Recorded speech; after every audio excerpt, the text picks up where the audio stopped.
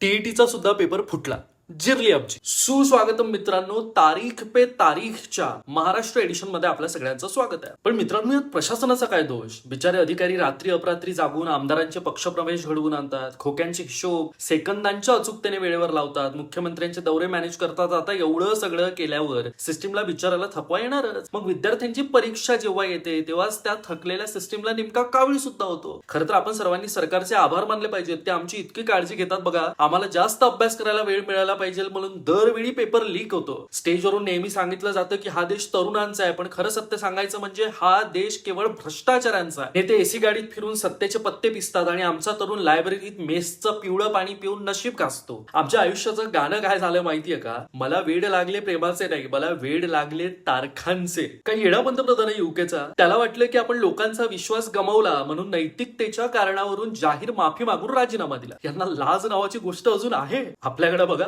खाऊन माजायचं पण टाकून गाजायचं. अख्खी सिस्टीम आज नापास झाली. लाखो लोकांच्या स्वप्नांचा लिलाव झाला आणि हा होत राहणार. तरी आमच्या मंत्र्यांच्या चेहऱ्यावरची लाज सुटत नाही. 100 ग्रॅम सुद्धा शरम उरलेली नाही. म्हणून नटसम्राटचा ना तो डायलॉग आठवतो, कुणी लाज देता करे लाज. त्यामुळे साहेब शेवटी काय, do not test our patience because you will be solely responsible for turning these innocent people into monsters. Remember, the villains are not born, they are created. त्यामुळे शेवटी या सगळ्या गोष्टींची जबाबदारी म्हणून मी तातडीने राहुल गांधींच्या राजीनाम्याची मागणी करतो. रामकृष्ण हरी.